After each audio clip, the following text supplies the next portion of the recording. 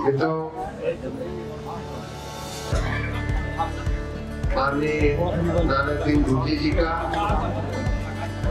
उनके जो उनका जो हिंदुस्तान पिछड़ा मोर्चा भारत है उसके सभी पदाधिकारियों का और अन्य जो इनके संगठन के अन्य जो घटक है, अन्य अंग है, उन सभी पदाधिकारियों का मैं बहुत बहुत आभार करता हूँ, धन्यवाद करता हूँ। उन्होंने आपका दर्शन करने का मुझे मौका दिया। मुझे यहाँ आने पर मुझे ये आभास हुआ कि बहुत सही निर्णय यहाँ आने का था और नहीं आता मैं तो बहुत पछताना पड़ता, बहुत कमी रह जाती। मैं यहाँ देख रहा हूँ कि यहाँ उत्तर प्रदेश के विभिन्न जिलों से तो कोई बीजों का हमको मिल रहा है, कोई बाराबंकी का मिल रहा है। अभी भाई साहब हमको बीजों आने का निमंत्रण दे रहे थे। तो उत्तर प्रदेश के औरैया के, उत्तर प्रदेश के तो लगभग सभी जिलों के प्रतिनिधि और सभी जिलों से लोग आए हुए हैं ही, लेकिन मैंने ये भी देखा कि कई लोग उत्तर प्रदेश के बाहर से भी आए हुए हैं, दिल्ली से भी आए हुए हैं, अन्य राज्यों से भी आए हुए कई लोग मिले। तो ये सच में पिछड़ी जातियों का राष्ट्रीय सम्मेलन है। मैं उसके लिए आयोजकों को भी बधाई देता हूँ और इसमें भाग लेने वाले हैं सभी भाइयों और बहनों को भी मैं बहुत बहुत बधाई देता हूँ। दूसरी बात कि आपके इस संगठन ने, मैं तो यूं कहूंगा कि लोकसभा का 2024 की एक आपने बिगुल बजा दिया है माननीय मोदी जी को फिर से प्रधानमंत्री बनाने के लिए। सभी लोग अन्य कामों में, अलग अलग चीजों में, हम लोग भी काम में थे, व्यस्त थे, अलग अलग कार्यक्रम चल रहे थे, कई पार्टी के, कई सरकार के। लेकिन जब ये कार्यक्रम आपने आया और आपने एकदम खुल करके डंके की चोट पर आपने लिखा 80 में 80 सीटें भारतीय जनता पार्टी को, मोदी जी को फिर से तीसरी बार प्रधानमंत्री बनाने के लिए आप कृत संकल्प है, पूरा आपका समाज जो है उसकी संकल्प है।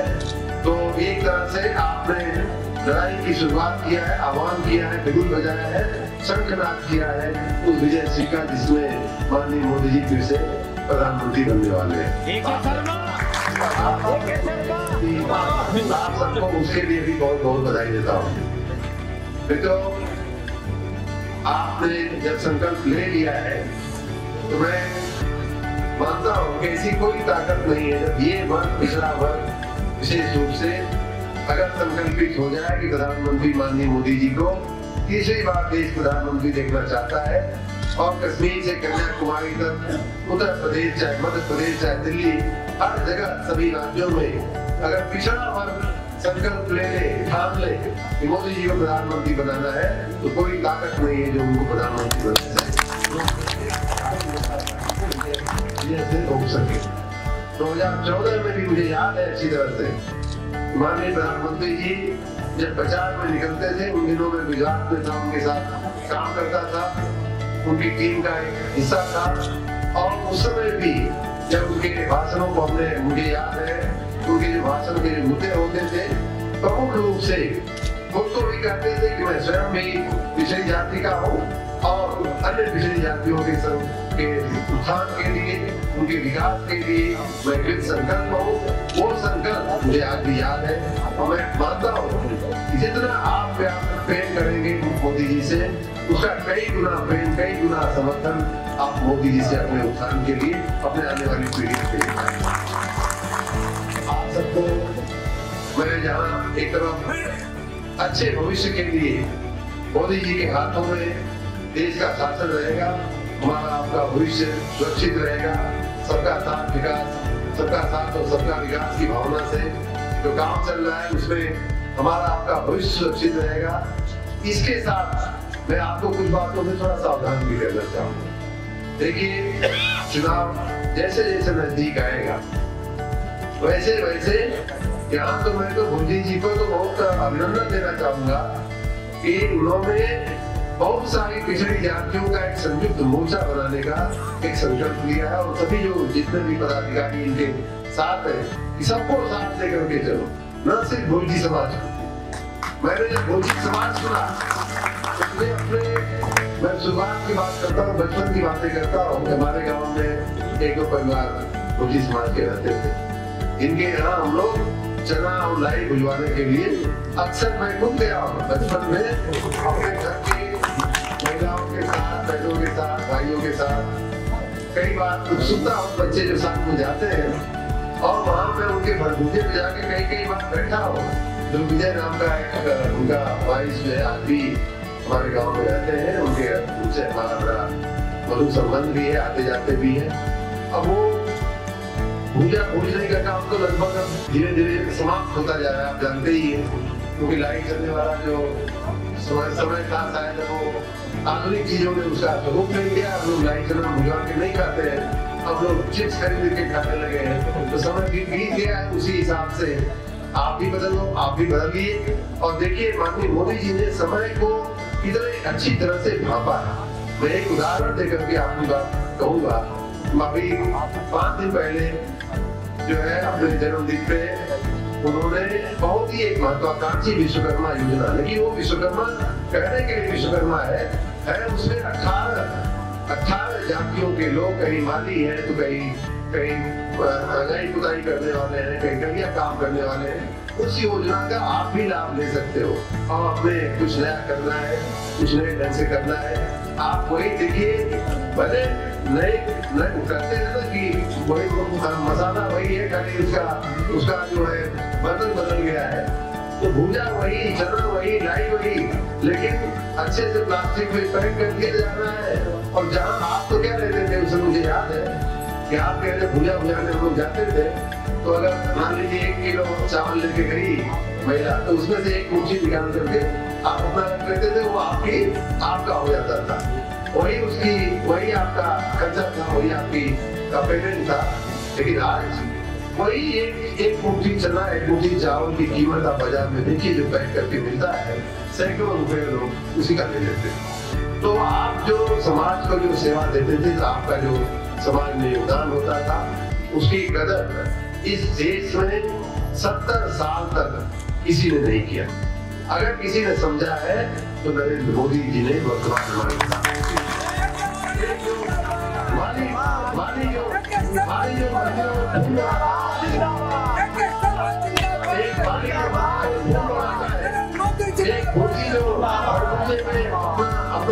अपना आजीविका चलाने के लिए दाना भूलता है, श्रम भूलता है, लाइन भूलता है।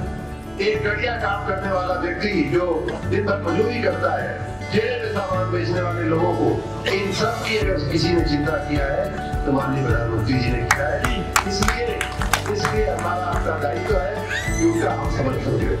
लेकिन जैसा मैं कह रहा था, चुनाव का समय जैसे जैसे नजदीक आएगा, वैसे वैसे आपके बीच में फूट डालने वाले लोग, आपके दूसरी जातियों के बीच में फूट डालने वाले लोग, आपके ही अंदर फूट ऐसे कीड़े, ऐसे मानसिकता, ऐसी बातें आपके दिमाग में डाली जाएंगी कि आपको लगेगा कि इसका हुआ हमारा नहीं हुआ, उसका हुआ हमारा नहीं हुआ।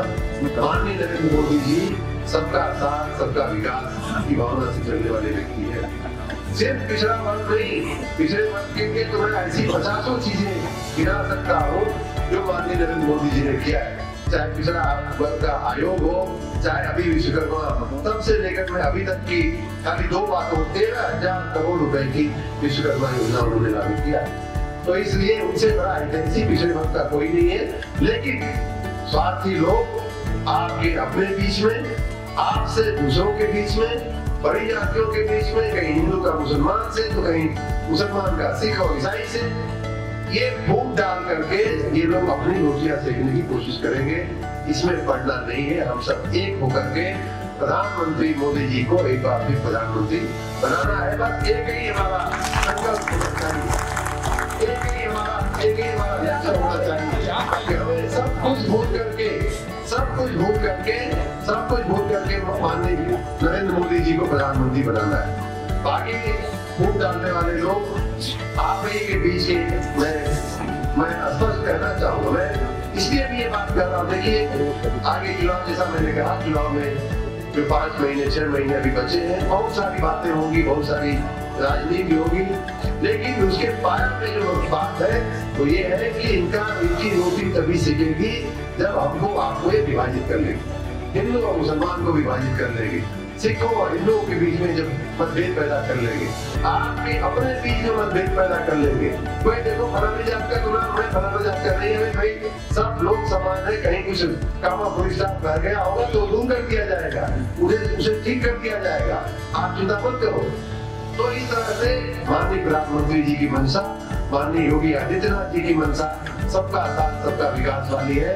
कई लोग आज में बड़ी जिम्मेदारी के साथ कई महीने से नई बातें सुन रहा हूँ, इसलिए बड़ा दर्द होता है और इसलिए मैं वो स्पष्टता भी करना थोड़ी सी हल्का सा करना चाहूंगा। कई लोग आपके और सनातन धर्म के बीच में, सोचिए अभी कल मैं अपने कार्यालय के एक व्यक्ति के घर गया था, रामचरितमानस का उन्होंने पाठ रखा था और मेरे ऑफिस में काम करते हैं, हमारे प्राइवेट सेक्रेटरी है। 2-3 महीना हो गया मैं जब मंत्री बना हूँ, हमारे सचिव नियुक्त हुए, 2-3 महीना हो गया किसी बात पर उन्होंने स्वयं कहा कि साहब आपने कभी हमारी जात नहीं पूछी। हमने कहा जात पूछने का क्या मतलब है, आप अच्छा काम करते हैं, अनुभवी व्यक्ति है, मैं लखनऊ में और राजनीति में और मंत्री के रूप में नया आदमी हूँ, आप हमको अच्छे से चला रहे हैं कार्यालय, तो जात पूछने क्या हो सकता है। तब उन्होंने बताया उनके नाम के सामने लिखा हुआ नहीं, इसलिए और स्वाभाविक है उनको भी चिंता होगी कि इनको मालूम ही है कि नहीं मैं किस जात का हूँ। तब उन्होंने बताया कि साहब मैं जाटा हूँ, जाटा मतलब अनुसूचित जाति से आता हूँ और इसलिए उन्होंने कहा कि मुझे उचित लगा कि मैं आपको बता दूं। मैंने कहा अच्छा किया आपने बता दिया, चलिए अच्छी बात है, आप सुखी रहे, आपका परिवार सुखी रहे। तो कल उनके यहाँ रामचरितमानस का पाठ मैं गया था, हमारे सभी सहयोगी भी गए थे। इन लोगों को मालूम नहीं है कि भगवान राम की के प्रति सम्मान और श्रद्धा, राम मंदिर के प्रति सम्मान और श्रद्धा हमारे समाज के कितनी गहराई तक। सुबह उठता है आदमी राम नाम करता है, जय श्री कृष्ण करता है कि नहीं करता। चाहे ब्रज का आदमी हो श्री कृष्ण कहेगा, राधे राधे कहेगा, इधर का आदमी होगा तो जय श्री राम कहेगा। ये हमारे समाज की, हमारी आपकी पहचान है भाई। राम हमारे संस्कृति में, राम हमारे दिल में है और उनके नाम पर हमारे और बड़ी जातियों के बीच और पिछड़ी जातियों के बीच, अन्य जातियों के बीच इतना मदद से फैलाने की कोशिश की जा रही है। अभी एक मौर्य जी मिले थे तो अभी यहीं बैठे थे, तो मुझे याद आया कि चंद्रगुप्त मौर्य को चक्रवर्ती सम्राट किसने बनाया था, कोई बताएगा? चाणक्य थे, किस जाति के थे? ब्राह्मण। अपने देश में जाति कभी विभाग रहा ही नहीं, तो बात की अपने जो सनातन संस्कृति है ये हमने अपनी सुविधा के लिए ये सारे विभाग पालने वाले बीज जो है और जो पेड़ जो है वो बोए हुए। भगवान राम को क्या जरूरत पड़ती सदरी के यहाँ जाकर के उनके जूठे पेड़ खाने की? जी कोई आवश्यकता? क्या उनको पेड़ नहीं मिला था, जंगल में घूम रहे थे, अब उनको आप नहीं मिला था उनको खाने का, खुद तोड़ लेते। वो तो विश्व के स्वामी थे, चाहते ऐसे हाथ करते उनके हाथ में दुनिया का सबसे अच्छा फल आ जाता, पृथ्वी का सबसे अच्छा, सृष्टि का सबसे अच्छा फल आ जाता। सबरी के यहाँ वो इसलिए गए कि वो एक पिछड़े वर्ग की महिला, अनुसूचित जाति जिसको हम कहते हैं, उस वर्ग की महिला का वो सम्मान प्रतिस्थापित करना चाहते थे कि देखो भगवान चल करके इस पिछड़े वर्ग की महिला के घर पे आते हैं और उसका जूठा पेड़ खाते हैं। लक्ष्मण, ऐसा जो शास्त्रों में लिखा गया है कि लक्ष्मण जो है गिड़गिड़ा रहे थे, कह रहे ये आप कर रहे हैं, लेकिन भगवान जो जगदीश्वर थे उनको कोई आपत्ति नहीं थी सभी का जूठा पेड़ खाने। भगवान राम इस राज के का मात्र उनको सम्मान देने के लिए जो भी लीला उन्होंने किया है, गंगा पार करने की, उनसे पैर धुलवाने की, केवल को बुलाने की, ये सारी जो भगवान की लीला है, कोई समझे या न समझे, वो जगदीश्वर होने चाहते थे तो आंख बंद करते उसका हो जाते। वो गंगा नदी स्वयं वहाँ सूख जाती है, वो चाहते तो गंगा का एक बार ध्यान करते, वो कहते गंगा जी हमको जाने दीजिए, तो गंगा वहाँ विलुप्त हो जाती, ऐसी भगवान में शक्ति थी। लेकिन ये जो उन्होंने लीला किया है वो मात्र और मात्र समाज के पिछड़े वर्ग के व्यक्ति, समाज के पिछड़े वर्ग के भाग को सम्मान देने के लिए भगवान राम ने निषादवाद का रामदेव मानस ऊपर ये पूरा एक बड़ा बहुत बड़ा विकास है। किस प्रकार उन्होंने निषादवाद को सम्मान देने के लिए किया है। हमारी सनातन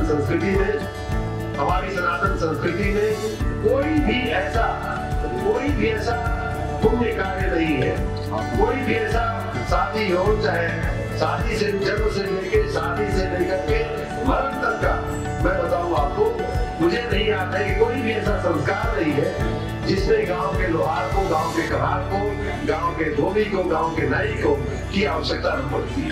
आपने भी देखा होगा, उनके बिना काम ही नहीं चलता है भाई। कई बार पंडित जी आके बैठे रहते हैं, अरे नाउन तब लेके ना कहीं लगा के नाउन जब बढ़िया जब चौका पुड़िया तब जाके जब बाकी काम आगे बढ़ेगा कि ना।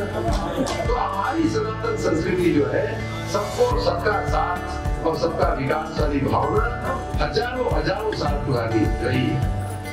जो मेरी अपनी बुद्धि से ये बात ठीक है, कहीं लिखा हुआ अगर आप आधा अधूरा पढ़ेंगे तो उसका कुछ भी उसका अर्थ लगा करके आपको हमको बरगलाने का काम किया जा सकता है।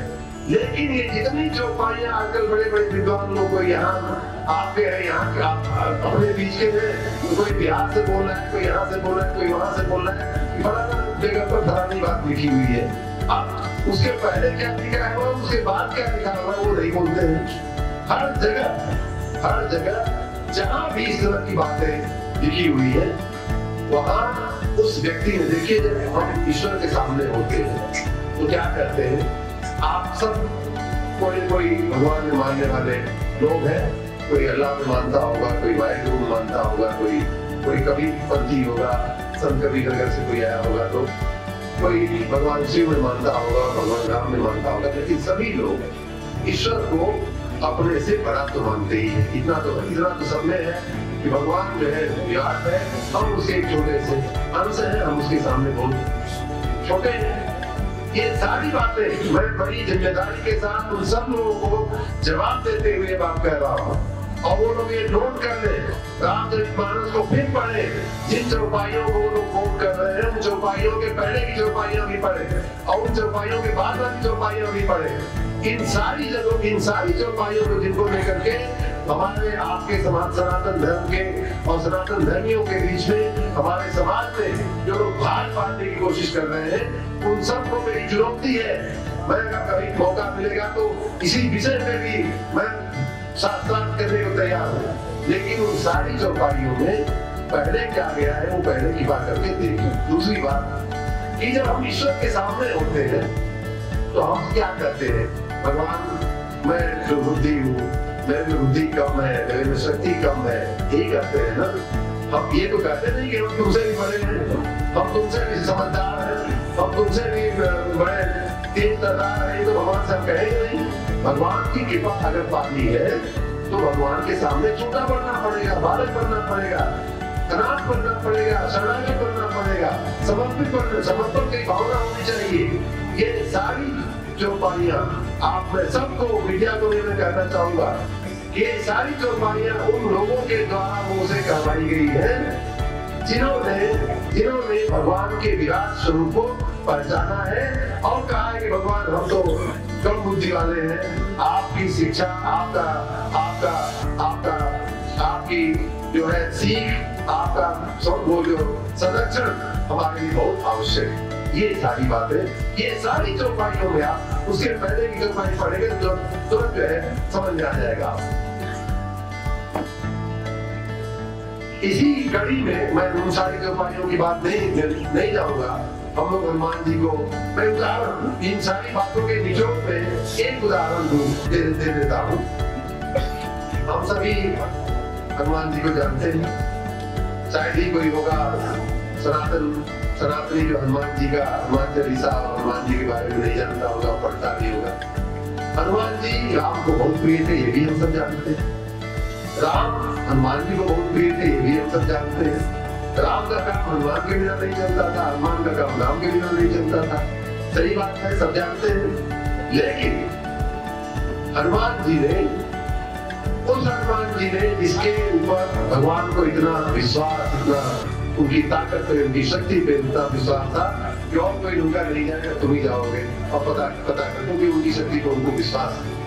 वो हनुमान अपने लिए ये सारी चौपाइयां मैंने जैसा कहा, सभी लोगों ने विभिन्न प्रसंगों में अपने लिए कही है।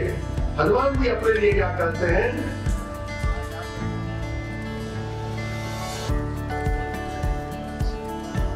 हनुमान जी कहते हैं कि मोहू पर एक जगह जब एक और चौपाई आती है सुंदरकांड में, अस में अदम सखा सुनो मोहू पर रघुवीर। अब आगे है कि कृपा किए हैं बहुत हरे विरोचन जी, लेकिन अस में अधम, अपने आप को हनुमान जी अधम करते। अस में अधम सखा सुनो मोहू पर रघुवीर, मुझ पर भी कृपा किया है भगवान ने, मैं अधम हूँ। वहीं पे आगे आता है कि अगर प्रात रही निजी नाम हमारा, पूरे दिन उसको आहार नहीं मिलता है, प्रातः सुबह। हनुमान जी भगवान के सामने अपने को छोटा बताते हुए, अपने को तुच्छ बताते हुए कहते हैं कि भगवान के सामने मैं तो अधम हूँ, लेकिन उस श्री राम ने हमारे पर भी कृपा किया। तो इस प्रकार ये सारा जो ये लोग एक भ्रम फैलाने की कोशिश कर रहे हैं, मात्र और मात्र इनका गलत अर्थघटन है इन सब बातों में। आप इसके चक्कर में मत पड़िए, कौन पंडित है, कौन क्षत्रिय है, कौन भूमिहार है, और कौन, हम सब एक है। और हम सबको मिलकर के भारतीय जनता पार्टी को और अपने देश की रक्षा के लिए माननीय प्रधानमंत्री जी को, हनुमान जी की मैंने बात किया, पार्टी की तो बात ही छोड़ दीजिए। वो हनुमान जिनके बारे में ये भी उसी रामायण में कहा गया है कि सुमित पवन सुत पावन नामू, अपने बस में राखे रामू। जो राम जो है जिनके बस में रहते हैं, वो हनुमान कहते हैं कि मैं तो अधम हूँ, ये भी भगवान ने हमारे की बात। तो इस प्रकार चाहे समुद्र के मुंह से महिलाओं के बारे में कहा गया है, ढोल जवाब शुद्ध पर सुनारी कहा गया है, या तमाम बातें अगर आप प्रसंग को देखेंगे, उसकी चौपाई के पहले की बातें पढ़ेंगे तो स्पष्ट हो जाएगा कि सारे जो पात्र है, पात्र है रामायण के पात्रों से जो कहवाया गया है, मात्र इसलिए कहवाया गया है या तो भगवान का प्रेम पाने के लिए, प्रीति पाने के लिए करवाया गया है, या भगवान के स्वरूप को विराट बताने के लिए कि मैं आपके सामने छोटा हूँ, हमारी रक्षा कीजिए, हमको सीख दीजिए, हमको शिक्षा दीजिए, हमारा मार्ग प्रशस्त कीजिए। तो इन अपने समाज को, अपने देश को कलंकित करने वाले लोगों से बहुत सावधान रहना है भाइयों। ये इस तरह की जहरीली बातें और भी जनता के साथ हमारे आपके बीच में ये ले आएंगे जैसे जैसे चुनाव आए, क्योंकि और कुछ इनके पास है ही नहीं। इन्होंने जब शासन किया, अब एक INDIA बन गया है, उसमें भी आप जानते ही हैं, ये जो है 26-28 फ्यूज बल्ब है, इनकी एक झालर बनी है। अब दिवाली आ गई है तो झालर बिकने की दुकान पे आ गई है, झालर बिकने के लिए। लेकिन हमें आपको ध्यान रखना है कि फ्यूज बल्बों वाली झालर मत ले आइएगा अपने घर में। तो आप इनके पास ही जानते हैं कि जब फ्यूज नहीं थे, जब थोड़ा बहुत लाइट करते थे, तब भी कुछ नहीं कर पाए। 70 साल शासन करने के बाद ये लोग, आपकी स्थिति क्या है? आपकी स्थिति ये है, कल ही हमें हमारे घर में थोड़ा लकड़ी का काम करने वाला है एक लड़का आया था, तो जाते जाते कहा कि सारी बात मुझे व्यक्तिगत करनी है, मैंने कहा बताओ ना। तो उसने कहा कि विश्वकर्मा योजना जो चली है उसमें क्या हमको भी लाभ मिल जाएगा? मैंने कहा तो क्या करता है? तो क्या मैं लकड़ी का काम, यही काम है मेरा। हमने कहा बिल्कुल मिलेगा। तो आज प्रधानमंत्री मोदी जी को आज क्यों विश्वकर्मा योजना चालू करनी पड़ रही है? आज क्यों जिनके पास खाने को अनाज नहीं है उनको मुफ्त अनाज देना पड़ रहा है? आज क्यों इस बात की चिंता करनी पड़ रही है कि हजारों हजार लाखों परिवार जो है उनके सिर पे छत नहीं है, मकान नहीं है उनके पास? क्यों इस बात की चिंता आज भी करना बाकी है कि उनके घर में शौचालय नहीं है? पूरे दिन महिलाएं जो है अपने पेट में गंदगी रख के जो बैठी रहती है घरों में, शाम होती है जब अंधेरा होता है तब जाकर के वो लोग बाहर जाती है। क्यों ऐसी स्थिति है कि अगर आपके और किसी के घर में भगवान न करे कोई बीमार पड़ जाए तो आपको अपनी पूरी गृहस्थी, पूरा खेत बाड़ी मकान बेच करके उसकी दवाई करनी पड़ती है। ये क्यों अभी तक काम ये क्यों छोड़ा गया था माननीय मोदी जी के लिए? क्यों किसी को 70 साल में नहीं दिखाई दिया? क्यों किसी को ये नहीं लगा कि अगर कोई बीमार पड़ जाए तो 5 लाख रुपए का जो आयुष्मान भारत की योजना है ये तो पहले भी लाई जा सकती थी। कोई उनको अपने घर बेच के तो लाना नहीं था, जनता के पैसे से, पब्लिक के पैसे से, टैक्स के पैसे से लाना था, नहीं ना? क्यों? इसलिए कि गरीबों की कोई चिंता नहीं। ये माननीय मोदी जी हैं जो आपकी चिंता करते हैं, सामान्य आदमी की, गरीब व्यक्ति की चिंता करते हैं। ये लोग खाली छोटा सा तुक्का मार करके हमारे आपके बीच गलतफहमी पैदा करके अपनी राजनीतिक रोटी सेकने के लिए लोग निकले हैं। प्रधानमंत्री मोदी जी की बात करूं तो अभी हमारे विभाग में, हमारे विभाग की, मैं अपने विभाग की बात करूं तो लाखों लोगों को हम लोगों ने जो है मकान दिए, प्रधानमंत्री आवास दिए। हमने लाखों ऐसे रेहड़ी पटरी पे काम करने वाले जो आप जैसे लोग थे, जिनके पास कोई संपत्ति नहीं थी, कोई साधन संसाधन नहीं था, जो पटरी पे दुकान लगाते थे, शाम को उठाते थे, सुबह लगाते थे, ऐसे लोगों को उनको 10,000, 20,000 और 50,000 की प्रधानमंत्री योजना करके उनको दी गई है। अभी विश्वकर्मा योजना की मैंने बात किया तो ये सारी बातें, ये लोग आएंगे, आपको हमको घर में डालने की कोशिश करेंगे। उनके घर में नहीं आना है, उनके जाल में नहीं फंसना है। हम सबका देखिए, देश बाहर से भी और अंदर से भी सुरक्षित है माननीय मोदी जी के हाथ। गरीब का भविष्य आज भी और कल भी सुरक्षित है माननीय मोदी जी के हाथ। जो हमारे पढ़ने वाले विद्यार्थी हैं, यहाँ से लेकर के उनको विदेश तक जाना, उनकी पढ़ाई की व्यवस्था माननीय मोदी जी ने किया। उसमें भी पिछड़े वर्ग के लोगों के लिए उसमें विशेष उन्होंने चिंता किया है। आपने अपने देश में, आप मानोगे नहीं, ये मोबाइल फोन से लेकर के सैनिकों के पहनने के जूते, पहनने की वर्दी, सब कुछ विदेशों से आती थी। आज हमारे देश में तो उसका निर्माण हो रहा है, उसकी मैन्युफैक्चरिंग हो गई है और अपने देश की आवश्यकताओं को पूरा करने के बाद हमारे देश से लोग अब निर्यात भी करने लगे, एक्सपोर्ट करने लगे। कोरोना में आपने देखा एक सामान, उस समय हम लोग तो, हमें वहाँ प्रधानमंत्री कार्यालय में काम करता था, कितनी चिंता थी। एक मुंह पे लगाने वाला मास्क नहीं था, वेंटिलेटर नहीं था, एक दवाई नहीं थी। देखते देखते देश में बनने लगी दवाएं और आज हम जो है आत्मनिर्भर हो गए हैं, सब बाहर विदेश हम भेजने लगे। तो ऐसे प्रधानमंत्री, ऐसे हमारे देश के नेता को हमें समर्थन करना ही चाहिए। वैसे ही अपने राज्य में माननीय मुख्यमंत्री जी तो दोनों ऐसे हैं, इनका अपना कुछ नहीं, जीते हैं आपके लिए और मरते हैं आपके लिए, हमारे लिए, देश के लिए, प्रदेश के लिए। दोनों ही ऐसे नेता मिले हैं जिनके हाथों को हम मजबूत करें, उसी में हमारा भविष्य सुरक्षित है। आप सबने मुझे अपने किसान सम्मेलन में याद किया, मुझे बहुत अच्छा लगा और हम और आप मिलकर के आपका हमारा जो संकल्प है उसे हम पूरा करेंगे। और यहाँ मंच पर खड़े हुए सभी आयोजक गण का बड़ी संख्या में, हमारी मातृशक्ति भी यहाँ आयोजक मंडल में है, ऐसा दिखाई दे रहा है। उन सबके साथ मैं उनको नमन करता हूँ, आप सबको बहुत बहुत धन्यवाद करता हूँ कि आपके इस पावन कार्यक्रम में हमें सम्मिलित होने का आपने मौका दिया। हमारे